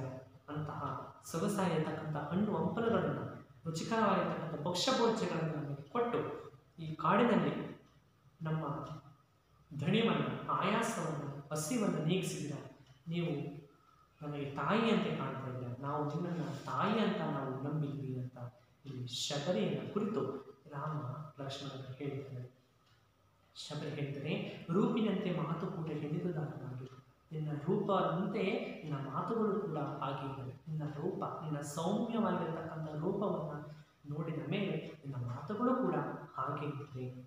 ಧನ್ಯ ನಾನು ಸಿದ್ಧರ ವರವಿಂದು ನನಗೆ ತಿಳಿಸಿದೆ. ನಾನು ಧನ್ಯ. ತಪಸ್ವಿಗಳು ಒಂದು ಮಾತನ್ನು ಹೇಳಿದ್ರು, ಮಾತಂಗರ್ಷಿಗಳು, ನೀನು ಇಲ್ಲಿಗೆ ಬಂದೇ ಬರ್ತೀನಿ ಅಂತಕ್ಕಂಥ ಮಾತನ್ನು ಹೇಳೋದಿದ್ರು. ರಾಮ ಅವತಾರ ಬಂದಿಸಲಿ ಬಂದೇ ಬರ್ತಾನೆ ಅಂತಕ್ಕಂಥ ಮಾತನ್ನು ಹೇಳಿದ್ರು.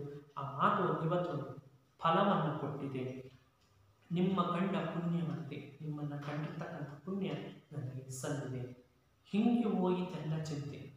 ನನ್ನಲ್ಲಿರ್ತಕ್ಕಂಥ ಎಲ್ಲ ಚಿಂತೆಗಳು ಕೂಡ ಏನಾಗಿದ್ದಾವೆ, ಇಂಗಿ ಹೋಗಿದ್ದಾವೆ, ಮಾಯವಾಗಿದ್ದಾವೆ. ಗುರುವ ಪೂಜೆ ಗೈದ ತಳಿವು ನನಗೆ ಸಲ್ಲಿಸಿದ್ದೆ.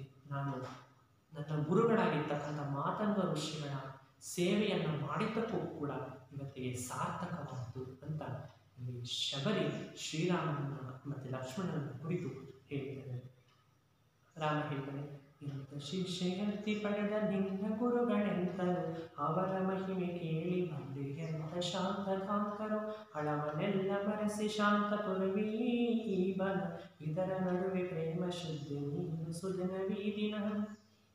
ನಿನ್ನಂತ ರಾಮ ಹೇಳ್ತಾನೆ, ನಿನ್ನಂಥ ಶಿಷ್ಯೆಯನ್ನು ಪಡೆದಿರ್ತಕ್ಕಂಥ ನಿನ್ನ ಗುರುಗಳು ಎಂತರು, ಇಂತಹ ಸೌಮ್ಯ ವಚನದಿಂದಿರ್ತಕ್ಕಂಥ ಯಾವಾಗಲೂ ನಾಮವನ್ನೇ ನೋಡಿರ್ತಕ್ಕಂಥ ನಿನ್ನಂತಹ ಶಿಷ್ಯೆಯನ್ನು ಪಡೆದಿರ್ತಕ್ಕಂಥ ನಿನ್ನ ಗುರುಗಳು ಎಂತಾರೆ. ಅವರ ಮಹಿಮೆ ಕೇಳಿ ಬಂದೆ ಎಂಥ ಶಾಂತರಾದರು, ಅವರ ಮಹಿಮೆಯನ್ನು ನಾನು ಕೂಡ ಕೇಳ್ತೀನಿ.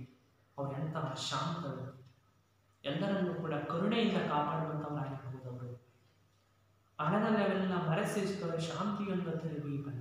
ನಮ್ಮ ನೋವನ್ನೆಲ್ಲವನ್ನೂ ಕೂಡ ಏನು ಮಾಡಿದೆ, ಈ ಬನ, ಈ ವನ ಅಂತಕ್ಕಂಥದ್ದು ನಮ್ಮ ನೋವನ್ನೆಲ್ಲವನ್ನು ಕೂಡ ಮರೆಸಿದೆ.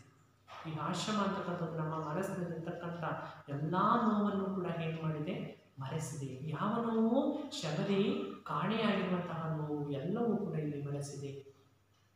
ಅದರಲ್ಲಿ ನೀನು ಪ್ರೇಮ ಶುದ್ಧಿ ಅಂದರೆ ಪ್ರೇಮ ಭರಿತಳಾಗಿರ್ತಕ್ಕಂಥ ಶುದ್ಧ ಭಾವನೆಯಿಂದ ಇರ್ತಕ್ಕಂಥ ನೀನು, ಈ ಶಬರಿ ಅಂತಕ್ಕಂಥ ನೀನು ಈ ಆಶ್ರಮದಲ್ಲಿ ವಾಸವಾಗಿದೆಯಾ. ನಿನ್ನನ್ನು ನೋಡಿದ ನಾವೇ ಪುಣ್ಯವಂತರು, ನಿನ್ನ ಗುರುಗಳೆಂತರು ಅಂತ ಏನು ಮಾಡ್ತಾನೆ ರಾಮ ಇಲ್ಲಿ ಅವರ ಒಂದು ಮನದಾಳದ ಮಾತನ್ನು ಹೇಳಿದ್ದಾನೆ. ರಾಮ ಮತ್ತೆ ಶಬರಿ ಹೇಳ್ತಾನೆ ರಾಮನ ಕುರಿತು, ನನ್ನ ಪೊಗಳಲಿಕೆ ರಾಮ ಎಲ್ಲ ಅವರ ಕರುಣೆ, ನೀವಿಲ್ಲಿಗೆ ಪಾದ ಬೆಳೆಸಿ ನನ್ನ ಕಂಡ ಕರುಣೆ, ನೀವು ಬಗೆರೆ ನಿಮ್ಮ ಕವಣೆ ನನ್ನೆ ಎಂದು, ಸಿದ್ಧನುರೆದ ಮಾತು ನನಗೆ ಸಿದ್ಧಿಯಾಯಿತೆಂದು. ಮತ್ತೆ ಹೇಳ್ತಾರೆ ರಾಮನ ಕುರಿತು ಶಬರಿ ಅಂತ ಹೇಳ್ತಾರೆ, ರಾಮನ ಕುರಿತು ಶಬರಿ ನನ್ನ ಪೊಗಳಬೇಕು, ನನ್ನನ್ನು ಯಾಕೆ ಹೊಗಳುತ್ತೀಯ, ನನ್ನನ್ನು ಯಾಕೆ ಹೊಗಳ್ತಾ ಇದೆಯಾ ನೀನು, ಎಲ್ಲ ಅವರ ಕರುಣೆ, ಎಲ್ಲ ಆ ಮಾತಂಗ ಋಷಿಗಳ ಕರುಣೆ, ನೀವಿಲ್ಲಿಗೆ ಪಾದ ಬೆಳೆಸಿ ನನ್ನ ಕಂಡಂತಹ ಕರುಣೆ, ನೀವು ಇಲ್ಲಿಗೆ ಬಂದು ಪಾದವನ್ನು ಬೆಳೆಸಿ ನನ್ನ ಆಶ್ರಮಕ್ಕೆ ಬಂದು ನನ್ನನ್ನು ನೋಡಿದಂತಹ ಕರುಣೆ ಇದು ಜಾಸ್ತಿಯಾಗಿದೆ. ನೀವು ಬಹಿರಿ ನಿಮ್ಮ ಕಾಣಿ ನನ್ಮೇ ಹುಲಿ ಎಂದು, ನಿಮ್ಮನ್ನು ನೋಡಿದ ಮೇಲೆ ನನಗೆ ತುಂಬ ಆನಂದವೇ ಆನಂದ ಆಗಿದೆ. ಸಿದ್ಧರುಳಿದ ಮಾತು ನನಗೆ ಸಿದ್ಧಿಯಾಗಿತ್ತು, ತಪಸ್ವಿಗಳು ಹೇಳಿರ್ತಕ್ಕಂಥ ಮಾತುಗಳು ಇವತ್ತು ನನಗೆ ಸಿದ್ಧಿಯಾಗಿದೆ ಅಂತ ಏನು ಮಾಡ್ತಿದ್ದಾರೆ ಶಬರಿ ಶ್ರೀರಾಮನ ಕುರಿತು ಹೇಳ್ತಿದ್ದಾರೆ. ಮತ್ತೆ ಹಾಡುತ್ತಾಳೆ, ಕೋಟಿ ಕರಗಳಿಯ ತಿರುವಿ ನೀಲನಾಚೆ ಗಮನ ನನಗೆ ಮಂಗಿಯಾಚೆ ಪಯಣ, ಬಾರ ಬಯಸಿ ನೀ ಹಕ್ಕಿಗಳಂತೆ ತೇಡ ಬಯಸಿ ನೀ ಬಿಳಿಮುಗಿದಂತೆ, ಕಾರ್ಮೋಡವ ಸೆಳೆಮಿಂಚಿನ ತೆರೆದೋರು ಬಹುಬಿಡಿ ಬಯಸಿದಂತೆ, ಕೋಟಿ ಕರಗಳಿಂ ರವಿಯ ತಿರುವಿ. ಕೋಟಿ ಕೋಟಿ ನಮಸ್ಕಾರ, ಕರ ಕೈಗಳು, ಕೋಟಿ ಕೋಟಿ ಪ್ರಣಾಮಗಳನ್ನು ನಾನೇ ಮಾಡ್ತೀನಿ, ನಿಮಗೆ ಸಲ್ಲಿಸ್ತೀನಿ. ಶಬರಿ ಹೇಳ್ತಾರೆ ರಾಮನ ಲಕ್ಷ್ಮಣನ ಕುರಿತು, ಕೋಟಿ ಕೋಟಿ ನಮಸ್ಕಾರಗಳನ್ನು ನಿಮಗೆ ಸಲ್ಲಿಸ್ತೀನಿ. ಹಾರ ನೀಲಗಾಚಗಮನ ನನಗೆ ಮಾಯಾಚಗಮ, ಈ ಜಗತ್ತಿನ ಜಂಜಾಟವೇ ಬೇಡ ಅಂತ ನನಗೆ ಅನಿಸಿದೆ, ನನಗೆ ಮುಕ್ತಿಯನ್ನು ಹೊಂದಬೇಕು ಅಂತಕ್ಕಂಥ ಬಯಕೆ ಆಗಿದೆ. ಆಹಾರ ಬಯಸಿನಿ ಹಕ್ಕಿಗಳಂತೆ, ನಾನು ಈ ಬಾನಿನಲ್ಲಿ ಹಕ್ಕಿಯಂತೆ ಸದಾಕಾಲ ಹಾರಾಟವನ್ನು ಮಾಡಬೇಕು ಅನ್ನುವಂತಹ ಮನದಾಸೆಯಿದೆ. ತೇನ ಬಯಸಿನಿ ಬಿಳಿಮುಗಿನಂತೆ, ನಾನು ಇಡೀ ಈ ಪ್ರಕೃತಿಯನ್ನು ನೋಡ್ತಾ ನೋಡ್ತಾ ನಾನು ಆನಂದಮಯವಾಗಿ ಈ ಬಿಳಿಮುಗಿಲು ಯಾವ ರೀತಿ ತೇಲ್ತಾ ಇದ್ದೇನೆ ಅದೇ ರೀತಿ ನಾನು ಕೂಡ ಈ ಪ್ರಕೃತಿಯಲ್ಲಿ ತೇಲಬೇಕು, ಈ ಪ್ರಕೃತಿಯನ್ನು ಹಾಸ್ಯ ಸುಂದರವಾಗಿ ಕಾಣಬೇಕು ಎನ್ನುವಂತಹ ಬಯಕೆಯನ್ನು ವ್ಯಕ್ತಪಡಿಸ್ತದೆ. ನಿಮಗೆ ಕೋಟಿ ಕೋಟಿ ಪ್ರಣಾಮಗಳನ್ನು ಅರ್ಪಿಸ್ತೇನೆ. ರಾಮ ಹೇಳ್ತಾನೆ, ಮಾತೆಯ ತರ ನಿಮ್ಮಾದರಿಸಿದ ಬೆಳಕೀಗಳ ನುಡಿಯ ತಾಯಿ ನಿನ್ನಗೆ ಬಗೆಸುತ್ತೇನೆ. ನೀನು ಯಾಕೆ ತಾಯಿ ಈ ರೀತಿಯ ಮಾತುಗಳನ್ನು ಹೇಳ್ತಾ ಇದ್ದೀನಿ, ನಿನಗೆ ಸರಿನಾ? ಶಬರಿ ಹೇಳ್ತಾನೆ, ಪುಣ್ಯಲೋಕ ದೊರೆಯಲೆಂದು ಹರಕೆ ಇಡೆ ನನಗೆ ಪುಣ್ಯಲೋಕ ಸಿಗಲಿ ಅಂತ ನೀನು ನನಗೆ ಆಶೀರ್ವಾದವನ್ನು ಮಾಡುವಂಥ ಶಬರಿ ಹೇಳ್ತಾಳೆ ರಾಮನಿಗೆ. ರಾಮ ಇನಿತು ಪ್ರಿಯ ವಗೈದ ನನಗೆ ಸಾವೇ ನಮ್ಮ ಕಾಣಿಕೆ, ಇಷ್ಟೊಂದು ಪ್ರೀತಿಯಿಂದ ಅತ್ಯಾದರಿಂದ ನಮ್ಮನ್ನು ಕಂಡಿದೆಯಾ? ನಾವು ನಿನಗೆ ಮರಣವನ್ನು ತಂದುಕೊಡ್ಬೇಕೆ ತಾಯಿ, ನಾವು ನಿನಗೆ ಮರಣವನ್ನು ತಂದುಕೊಡ್ಬೇಕೆ, ಸಾವಿನ ನಮ್ಮ ಕಾಣಿಕೆನ. ಶಬರಿ, ಮರಣವಲ್ಲ ಪ್ರಭು, ಇದುವೇ ನನ್ನ ಪೂಣಿಕೆ. ನೀವು ನನಗೆ ಮರಣವನ್ನು ಕೊಡ್ತಾ ಇಲ್ಲ ಪ್ರಭು, ಮುಕ್ತಿಯನ್ನು ಕೊಡ್ತಾ ಇದ್ದೀರಾ. ಪೂಣಿಕೆ, ಮುಕ್ತಿಯನ್ನು ನನಗೆ ಕರುಣಿಸ್ತಾ ಇದ್ದೀರಾ. ರಾಮ, ಮನ ಒಪ್ಪಿದರೂ ಎದೆ ಒಪ್ಪದಲ್ಲ. ನನ್ನ ಮನಸ್ಸು ಒಪ್ಪಿದರೂ ಕೂಡ ನನ್ನ ಎದೆ ಅಂತಕ್ಕಂಥದ್ದು ಹೋಗ್ತಾ ಇಲ್ಲ, ನನ್ನ ಎದೆ ಹೋಗ್ತಾ ಇಲ್ಲ. ನಿನಗೆ ಸಾಕನ್ನು ಕೊಡಬೇಕು ಅಂತಕ್ಕಂಥ ನನ್ನ ಮನಸ್ಸು ಒಪ್ಪಿದರೂ ಕೂಡ, ನಿನಗೆ ಮುಕ್ತಿಯನ್ನು ಕೊಡಬೇಕು ಅಂತ ನನ್ನ ಮನಸ್ಸು ಒಪ್ಪಿದರೂ ಕೂಡ ನನ್ನ ಎದೆ ಅಂತಕ್ಕಂಥದ್ದು ಹೋಗ್ತಾ ಇಲ್ಲ. ಶಬರಿ, ನೀನುಳಿದೊಪ್ಪಲು ದಿವ ತಪ್ಪದಲ್ಲ. ನೀನು ಒಪ್ಪದೇ ಇದ್ದರೂ ಕೂಡ ಯಾವತ್ತಾದರೂ ಒಂದು ದಿವಸ ನನ್ನ ಮರಣವನ್ನು ಹೊಂದಬೇಕಲ್ವ ಪ್ರಭು, ಅದನ್ನು ನನಗೆ ಮುಕ್ತಿಯನ್ನು ಈಗಲೇ ನೀನು ಕರುಣಿಸು ಅಂತ ಶಬರಿ ಅಂಗಲಾಚಿ ಶ್ರೀರಾಮಚಂದ್ರನನ್ನು ಬೇಡ್ತಾ ಇದ್ದಾಳೆ. ರಾಮ, ಬೆರಗಾಗಿ ನಾನು ನಿನಗೆ ಅಸ್ತು ಎಂಬಿನ ನನಗೆ ಅಸ್ತು ಹೋಗವ ನಿನ್ನಾಗಿ ಇಷ್ಟಿಸಿದ್ದೀವಿ. ಆಯಿತು ತಾಯಿ, ನಿನಗೆ ಮುಕ್ತಿ ಸಿಗಲಿ, ಅಸ್ತು ಹೋಗವ. ಆಯಿತು ತಾಯಿ, ಹೋಗಮ್ಮ, ನಿನಗೆ ಮುಕ್ತಿ ಅಂತಕ್ಕಂಥದ್ದು ಸಿಗಲಿ ಅಂತ ಏನು ಮಾಡ್ತೀವಿ, ಶ್ರೀರಾಮಚಂದ್ರ ಶಬರಿಗೆ ಆಶೀರ್ವಾದವನ್ನು ಮಾಡ್ತಾ ಇದ್ದಾನೆ.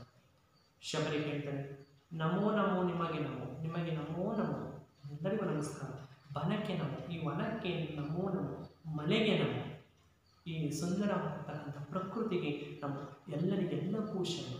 ಇಡೀ ಜೀವನದಲ್ಲಿ, ಇಡೀ ಜಗತ್ತಿನಲ್ಲಿ ವಾಸ ಮಾಡ್ತಕ್ಕಂಥ ಎಲ್ಲ ಜೀವ ಜಂತುಗಳಿಗೆಲ್ಲರಿಗೂ ಕೂಡ ನಮೋ ನಮೋ ಅಂತ ಶರಣನ್ನು ಹಾಕಿ ವೇದಿಯಲ್ಲಿ ಉದ್ದೀಪ್ತವಾದ ಅಗ್ನಿಯನ್ನು ಬಲವನ್ನು ಮಾಡುತ್ತಾ ಪ್ರವೇಶವನ್ನು ಮಾಡ್ತಾರೆ. ಆ ವೇದಿಯಲ್ಲಿ ಅಗ್ನಿಕುಂಡದಲ್ಲಿ ಪ್ರವೇಶವನ್ನು ಮಾಡ್ತಾ ಹೇಳ್ತಾಳೆ,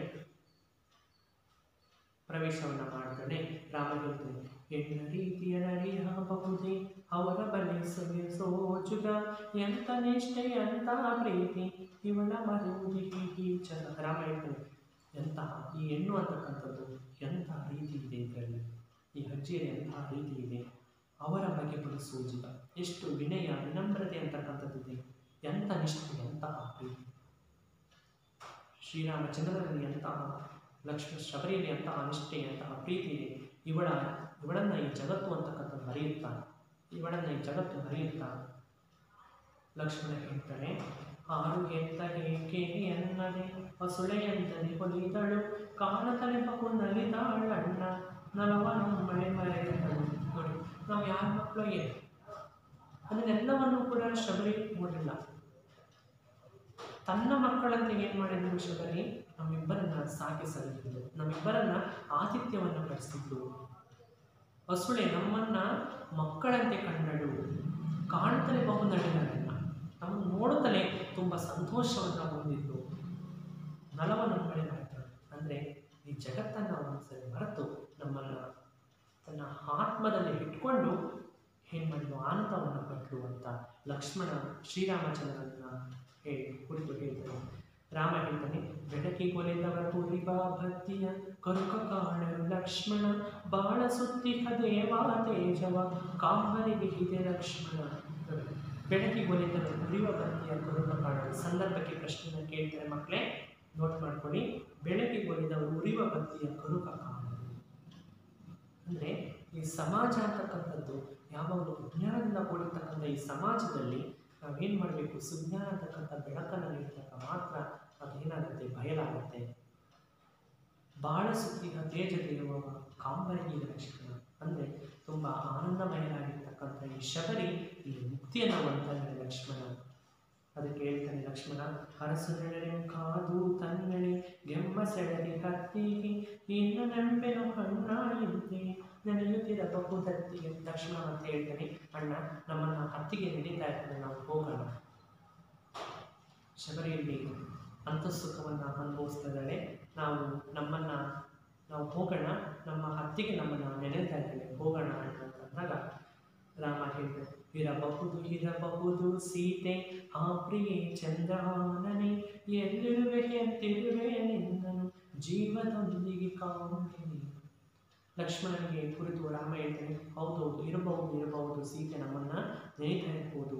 ಆ ಪ್ರಿಯೆ ಚಂದ್ರಹಾನನೆ ಅಂದರೆ ಚಂದ್ರನ ತೇಜಸ್ಸನ್ನು ಹೊಂದಿರತಕ್ಕಂಥ ಶ್ರೀರಾಮ, ಎಲ್ಲಿರುವೆ ಎಂತಿರುವೆ ನಿನ್ನನು, ಎಲ್ಲಿದೆಯಾ ಎಂದಿದೆಯಾ, ನಾನು ನಿನ್ನನ್ನು ಜೀವನದೊಂದಿಗೆ ಕಾಣ್ತೀನಿ ಅಂತ ಸೂರ್ಯನ ಚಂದ್ರನ ತೇಜಸ್ಸನ್ನು ಹೊಂದಿರತಕ್ಕಂಥ ಶ್ರೀರಾಮಚಂದ್ರ ಶಬರಿಯನ್ನು ಕುರಿತು ಇಲ್ಲಿ ಹೇಳ್ತಾರೆ.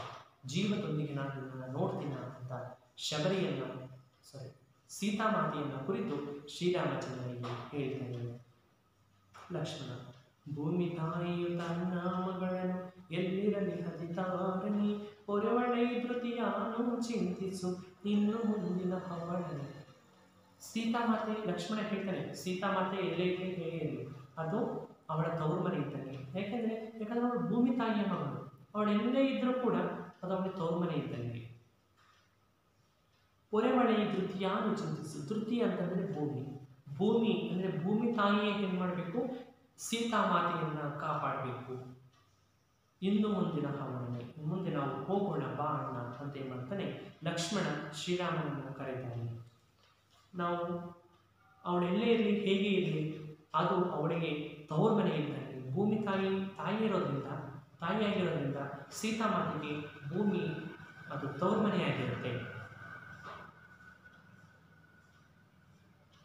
ರಾಮ ಹೇಳ್ತಾನೆ, ಹೌದೌದು ಮರೆತಿದ್ದೆ ಲಕ್ಷ್ಮಣ, ಪಂಚಭೂತದಿ ಬೆರೆಯುತ್ತ ಶಬರಿ ಸೀತೆಗೆ ರಕ್ಷೆ ಹಿಡಲಿ ಕೋಪ ಬಾನರವರ ಸುತ. ಮತ್ತೆ ರಾಮ ಹೇಳ್ತಾನೆ, ಹೌದೌದು ಮರೆತಿದ್ದೆ ಲಕ್ಷ್ಮಣ, ಹೌದು ಲಕ್ಷ್ಮಣ ಮರೆತಿದ್ದೆ. ಪಂಚಭೂತದಿ ಬೆರೆಯುತ್ತ, ನಾನು ಈ ಪಂಚಭೂತಗಳಲ್ಲಿ ಬೆರೆತು ಬಿಟ್ಟಿದ್ದೆ. ಪಂಚಭೂತಗಳು ಯಾವ್ಯಾವು? ಭೂಮಿ, ವಾಯು, ಅಗ್ನಿ, ಜಲ, ಆಕಾಶ. ಇವು ಪಂಚಭೂತಗಳು. ಈ ಪಂಚಭೂತಗಳಲ್ಲಿ ನಾನೇನ್ ಮಾಡಿದ್ದೆ, ಮಗ್ನನಾಗಿದ್ದೆ. ಪಂಚಭೂತಗಳಲ್ಲಿ ನಾನು ಬೆರೆತಿದ್ದೆ.